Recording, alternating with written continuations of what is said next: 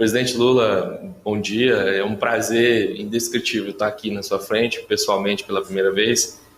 E uma honra não só pela sua presença, mas porque hoje eu não sou só Rony, eu sou Erics, Joões, Marias.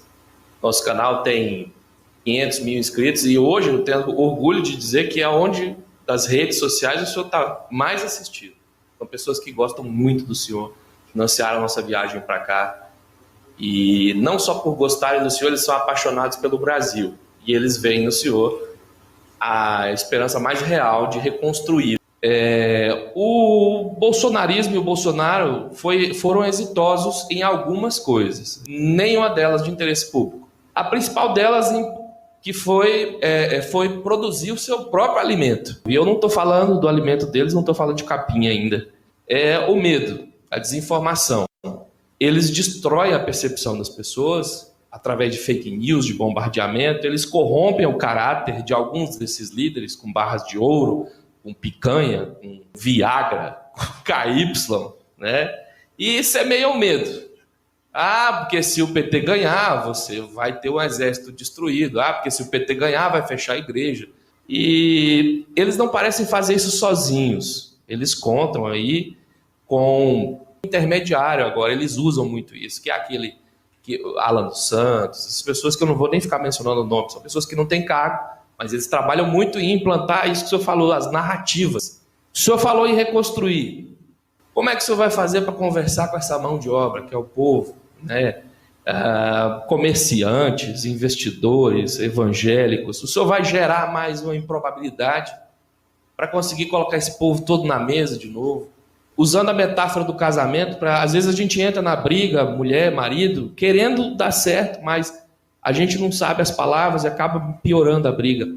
E a gente, presidente, está com vontade de sentar na mesa de novo. Meu pai é bolsonarista, sabe? Eu vim no avião, quem filmou para mim a janela, porque eu não peguei a janela, era um bolsominion. E eu falei, eu estou indo ver o Lula. Ele, não, eu filmo para você.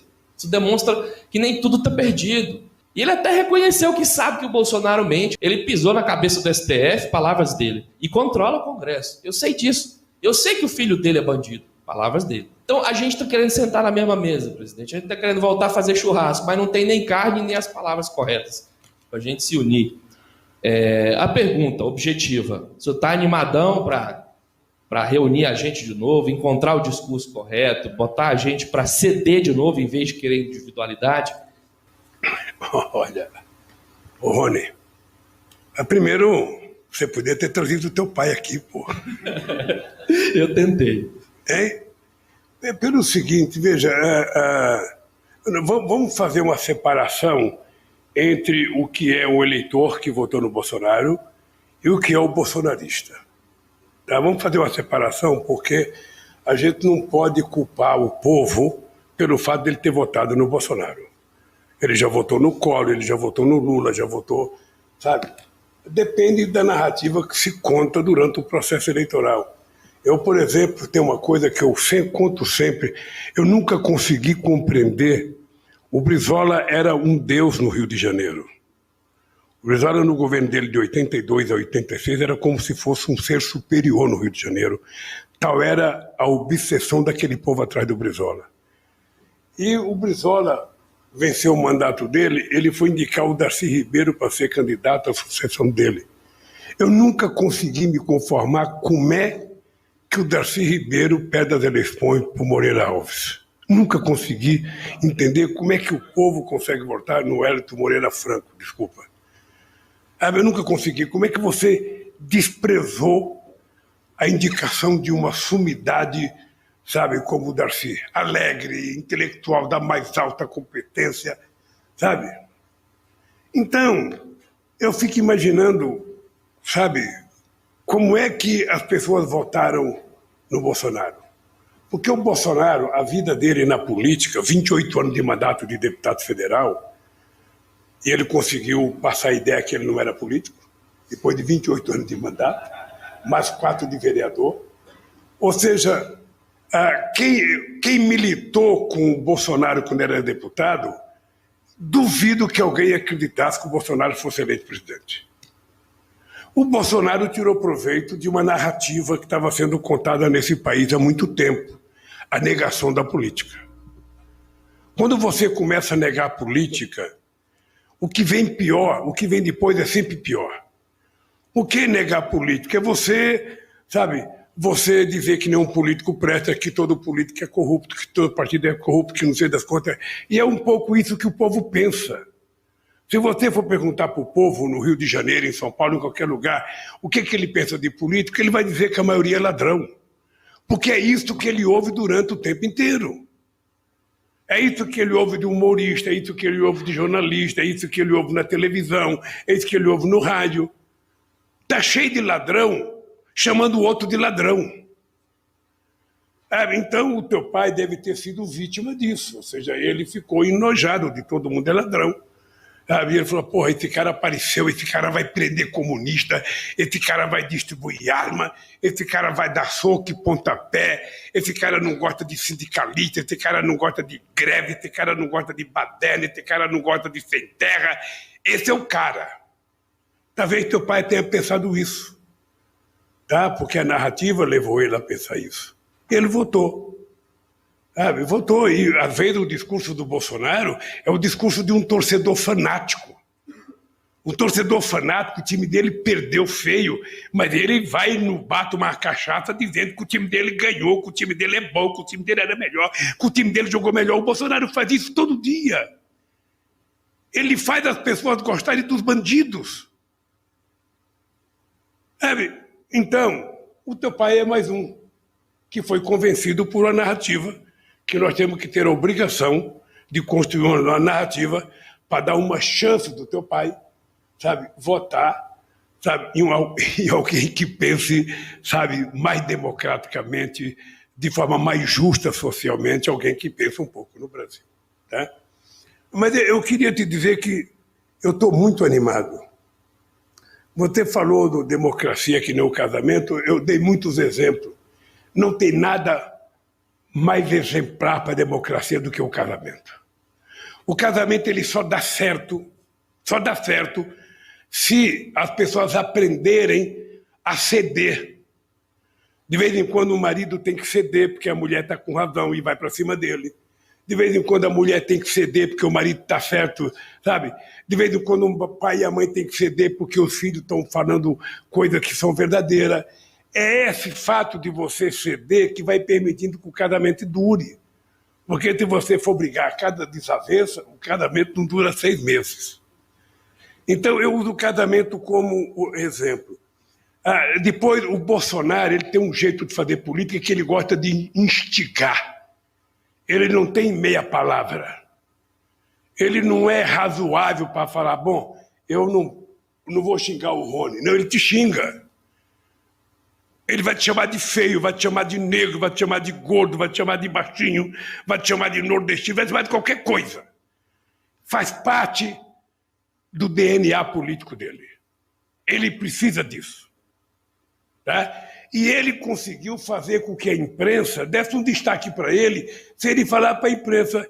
Ele levanta às 6 horas da manhã, vai lá na biblioteca do Palácio, sabe, conta 5 mentiras, a imprensa passa a semana inteira falando das 5 mentiras. Vamos pegar essa questão do indulto. Ora, ele tem o direito de fazer o indulto. A Suprema Corte tinha condenado o cidadão a 9 anos de cadeia, porque cidadão desrespeitou a instituição, ofendeu, xingou e um monte de quatro. Tá? Não sei se está certo também, porque eu não sou advogado. Mas se ele desrespeitou e fez o indulto, quem é que vai julgar? É a própria Suprema Corte. Mas o que aconteceu? Ele transformou isso num fato político em que a imprensa, desde quinta-feira, não fala outra coisa a não ser nisso. De manhã, de tarde e de noite. Se o deputado for candidato, vai ter o triplo de voto que teve da outra vez, porque ele ficou conhecido. Então, o Bolsonaro, ele vive disso. Ele não está preocupado que você fale bem dele. Porque ele não trabalha para o povo brasileiro, ele trabalha para o seu exército. Sabe, que é um exército de miliciano que pode ter 15%, 20% da sociedade, e ele faz questão de fomentar essa gente com informação todo dia, com mentira todo dia. Sabe, não é como o PT, que o PT, cada deputado tem o seu blog, tem a sua verdade, cada militante, Sabe? O Bolsonaro não, quando ele fala, aquilo virou ordem para todo o seu exército. Aquilo é replicado no Brasil inteiro. Sabe? Então, ele vive disso. O que eu acho é o seguinte, eu comecei dizendo que a gente não vai fazer uma campanha rasteira, veja. Eu se não for para fazer uma campanha restabelecendo a verdade nesse país e conversando com as pessoas, teu pai precisa saber que o país não pode ir bem como um cara como o Bolsonaro. Esse país poderia estar muito melhor. Esse país era respeitado pelos Estados Unidos, era respeitado pela Rússia, era respeitado pela China, era respeitado pela Alemanha, pela Itália. Esse país era respeitado pela Argentina, pela Venezuela, pelo Chile. Aonde o Brasil chegasse, o Brasil era respeitado. Quem descesse no aeroporto com o passaporte do Brasil era elogiado, porque o Brasil virou o cara da hora, sabe? Esse país perdeu isso. Esse Bolsonaro não é recebido em lugar nenhum, porque ninguém gosta dele, ele não faz questão de gostar de ninguém. Isso não é bom para a imagem do Brasil. O Brasil é um país que não tem contencioso internacional. O último contencioso nosso foi com a Guerra do Paraguai. E essas bobagens que eles tentaram fazer contra a Venezuela agora, não sei para que arrumar inimigo. O Brasil é um país grande, o Brasil tem... Você sabe qual era o superávit do Brasil com a Venezuela? Era quase 4 bilhões de dólares. E foram inventar uma briga desnecessária. Quem tem que cuidar do Maduro é o povo da Venezuela. Quem tinha que cuidar do Chávez é o povo da Venezuela. Como quem tem que cuidar do Bolsonaro somos nós. Não é o Maduro, não é o Alberto Fernandes da Argentina, somos nós que temos que cuidar para que esse cara nunca mais governe o país. É isso. Por isso que eu estou animado. Eu estou animado primeiro porque tem um legado que eu tenho orgulho dele, e para falar do futuro nós temos que falar desse legado, nós temos que falar para o comerciante como é que ele viveu no meu governo, ele tem que lembrar como é que ele viveu no meu governo, ele tem que lembrar, sabe, o que ele ganhava no meu tempo de governo, que foi um dos melhores momentos da história do pequeno e médio empresário desse país. Fomos nós que criamos a lei geral da pequena e média empresa, fomos nós que criamos o MEI. Sabe? Fomos nós que regulamos essas coisas todas. Se ele não sabe, nós temos que dizer. Porque a gente pode melhorar, sempre pode melhorar. Então eu acho que é isso que me anima. Me anima muito e eu estou convencido que a gente pode ganhar as eleições. Está cheio de gente procurando terceira via, quarta via, quinta via. É o seguinte, sabe? Eu estou numa situação que é o seguinte, eu apanho todo dia do Bolsonaro. Sabe? E o Bolsonaro tem uma razão de me bater. Ele está com medo que eu ganhe a eleição no primeiro turno. Aí, os outros que estão de 2, 1, 3, 4, 5, 2, 1, 3, 4, 5, bate muito no Bolsonaro para não deixar o Bolsonaro ir para o segundo turno. Mas também bate em mim para que eu não ganhe no primeiro turno. Então eu apoio de todos os lados. Tá? Como eu tenho as costas salgadas, temperadas, já apanhei demais na minha vida, eu estou muito tranquilo. A gente não pode cometer erro, ter muita sobriedade, conversar com todo mundo que quiser conversar, discutir o Brasil com todo mundo, sentar na mesa e tomar cerveja com alguém que votou contra mim e contar piada, e conversar como 2 torcedores de times adversários fazem. Sabe? Nós não queremos um mundo, sabe, unipolar, em que só pode estar na mesa um pensamento, uma tese. Não, nós queremos um mundo multipolar que tenha 500 pessoas discutindo na mesa. Aí sim a gente vai ter um mundo feliz. Tá? O cara contando piada de nordestino e eu rindo. Eu contando piada, sabe, de outras pessoas, a pessoa rindo. Está proibido contar piada. O mundo está chato pra cacete. O mundo está pesado. Sabe, todas as piadas agora viraram politicamente erradas.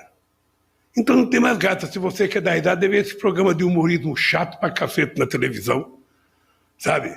Que me parece que depois que o chicanismo morreu, sabe, desapareceram os humoristas no Brasil. É assim. Mas fique tranquilo que eu estou animado e nós vamos ganhar. Nós vamos ganhar porque você também está com a cara animada. Eu estou vendo a sua cara. Eu estou vendo a sua cara, você está um bichinho animado, vai convencer seu pai, vai convencer seu tio, vai convencer todo seu companheiro que vier até o avião, sabe? E aí nós vamos ganhar as eleições. O presidente fala só um Não, pouquinho pessoal, sobre sua pessoal, segurança. a gente tem 2 horas. Espera só um pouquinho, Rony. A gente tem 2 horas e 55. Mas deixa eu só ver qual é ainda. o que eu faltei falar. Não, só aproveitando o precedente, porque o pessoal está muito preocupado com a sua segurança na sua campanha. Segurança a gente não discute em público. Segurança é uma coisa que é segredo. Mas eu tenho muita fé. Dona Lindu está me cuidando e eu estou com muita fé. Obrigado, senhor.